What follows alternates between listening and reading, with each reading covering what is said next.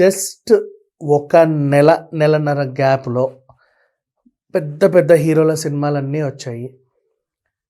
ఆహ్, బాలకృష్ణ గారి 'అఖండ' cinema, next తర్వాత ప్రభాస్ గారి 'రాజాసాబ్', ఆ తర్వాత ఈరోజు రిలీజ్ అయినటువంటి 'మనశంకర వరప్రసాద్' గారు. చాలామంది ఫ్యాన్స్ ఏ సినిమా బాగుంది అని చర్చించుకుంటున్నారు. చాలామంది డిఫరెంట్ టైప్‌లో స్పందిస్తున్నారు. ఇదేదో బాగుందని చెప్పి నేను కూడా ఒక వీడియో చేస్తున్నా. మనం కూడా మాట్లాడుకుందాం కాసేపు. బాలయ్య గారి నుంచి మొదలుకొని మనశంకర వరప్రసాద్ గారి వరకు పెద్ద పెద్ద స్టార్లు అందరూ వచ్చిన తర్వాత ఈ కాంబినేషన్‌లో ఎవరి సినిమా అలరించింది, ఎలా ఉంది, ఎంతవరకు రీచ్ అయింది అని. ఫస్ట్ 'అఖండ పార్ట్ 2' గురించి మాట్లాడుకుంటే హైందవ ధర్మం, సనాతన ధర్మం అనే ఒక సున్నితమైన అంశాన్ని జనాల్లోకి తీసుకెళ్లే ప్రయత్నం చేసినటువంటి ఆ సినిమా కాబట్టి అందరూ విపరీతంగా ఆదరించాడు. అండ్ తెలుగు రాష్ట్రాల్లో సినిమాకి డిఫరెంట్‌గా మాట్లాడుకున్నా కూడా మనకున్న అలవాటు అదే కదా! ఏదైనా సినిమా వస్తే దాన్ని ఏదో ఒకటి చేయాలి.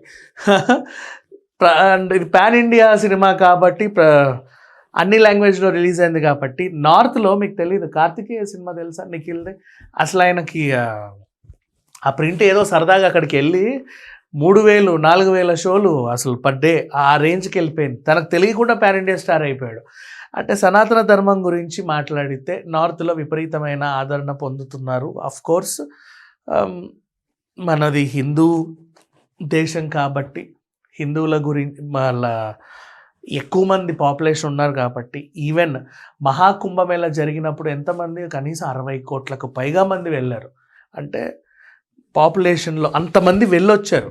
అంటే ప్రతి హిందూ వెళ్ళకపోయినా అంతమంది వెళ్ళొచ్చారు. తర్వాత అదే దారిలో అయోధ్య రామయ్యని దర్శించుకోవడం అలా చూస్తే ఈ మధ్యకాలంలో టెంపుల్స్కి వెళ్ళే వాళ్ళ సంఖ్య బాగా పెరుగుతుంది. మొన్న మనం కూడా చూసాం వైకుంఠ ఏకాదశి టైంలో తిరుమల తిరుపతి అండ్ ఇంకా మిగతా టెంపుల్స్ అన్నీ బాగా కిక్కిరిసిపోయాయి వరుస సెలవులు కూడా వచ్చినప్పుడు. సో ఆధ్యాత్మికత పెరుగుతుంది ప్రతి ఒక్కరికి కాబట్టి ఇట్లాంటి సినిమాలు ఖచ్చితంగా ఏదో రకంగా ఆదరణ పొందుతూనే ఉంటాయి. అలాగే అదే దీంట్లో 'అఖండ పార్ట్ 2' రిలీజ్ అయింది కాబట్టి ఈవెన్ వీళ్ళెవరు అఘోరాలు థియేటర్కి వచ్చి సినిమా చూడడం అదొక పెద్ద వింత. ఇట్లాంటి ఒక సిట్యువేషన్ని క్రియేట్ చేసింది 'అఖండ'. అలా ఆ సంవత్సరం మనం హ్యాపీగా సాగనంపేశాం. నెక్స్ట్ సంవత్సరం మొదలైంది. మళ్ళీ పెద్ద హీరో సినిమా ఏమొస్తుందా అంటే మనకి ప్రభాస్ గారి సినిమా 'రాజాసాబ్' వచ్చింది. 'రాజాసాబ్' సినిమా అఫ్కోర్స్ తెలుగులో కొంచెం డివైడ్ టాక్ తెచ్చుకున్నప్పటికీ ఆ మైండ్ గేమ్ ఎందుకో మరి వీళ్ళకి అర్థం కాలేదో లేకపోతే డైరెక్టర్ అన్నట్టుగా ఎవరైనా కావాలని పాడు చేశారో తెలియదు. కానీ నార్త్లో 'రాజాసాబ్' బీభత్సమైన హిట్. మళ్ళీ చెప్పాలి అంటే పెద్ద హిట్.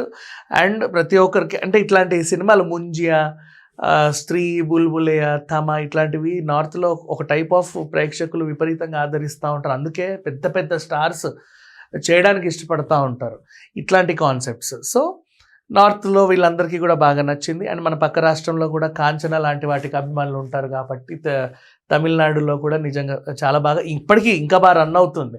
అండ్ తమిళనాడులో ఇంకొక అడ్వాంటేజ్ ఏంటంటే జననాయకన్ పోటీకి వచ్చి వాయిదా పడేసరికి అప్పటి వరకు ఏం చేయాలో అర్థం కాక అదే రోజు రిలీజ్ అయినటువంటి 'రాజాసాబ్'కి విపరీతమైన స్క్రీన్స్ పెంచడం, వాళ్ళందరికీ ఎంతో బాగా నచ్చేయడం, అదే పనిగా చూడడం, 10 మందికి చూపించడం లాంటివి చేసేసరికి అలా కూడా ఈ సినిమా మొత్తానికైతే నిర్మాతకి లాభాలు అయితే తెచ్చిపెట్టింది. People are safe, happy. ఇక 'రాజాసాబ్' కాన్సెప్ట్ కన్నా సరే మనం హ్యాట్స్ ఆఫ్ చెప్పాల్సిందే. ఎందుకంటే అది కూడా ఫ్యామిలీ ఓరియంటెడ్ హారర్ కామెడీ సినిమానే. నెక్స్ట్ 'మనశంకర వరప్రసాద్' గారు ప్రజెంట్ సమాజంలో పెరుగుతున్న ఈ విడాకులు అనే ఒక అంశాన్ని చాలా సీరియస్గా తీసుకొని అందరికీ అర్థమయ్యేలాగా చాలా సింపుల్ లైనర్తో చాలా సింపుల్గా క్యూట్గా ప్రజెంట్ చేయడం అనేది నిజంగా అనిల్ రావిపూడి లాంటి డైరెక్టర్స్కి హ్యాట్స్ ఆఫ్ అనే చెప్పుకోవాలి. అంత పెద్ద పెద్ద హీరోలను ఎంచుకోవడం, వాళ్ళని కన్విన్స్ చేయడం. అండ్ పెద్ద హీరోలు అంటే అసలు నిజంగా చెప్పాలంటే అసలు ఏదో ఉండాలి కథలో అమ్మమ్మమ్మో అని ఆలోచించే ఫ్యాన్స్ కూడా ఉంటారు. అదేం లేకుండా సింపుల్ స్టోరీ అని చెప్పినా కూడా వీళ్ళు కూడా కన్విన్స్ అయ్యి నటించడం అండ్ ఈ మెసేజ్ అందరిలోకి వెళ్ళడం, పేరెంట్స్ కూడా ఆలోచించి కూతుర్ల కాపురాలని చక్కదిద్దాలి, అల్లుళ్ళని ఇంటికి తెచ్చుకోవాలి అనే ఒక మంచి అంశంతో వచ్చినటువంటి సినిమా.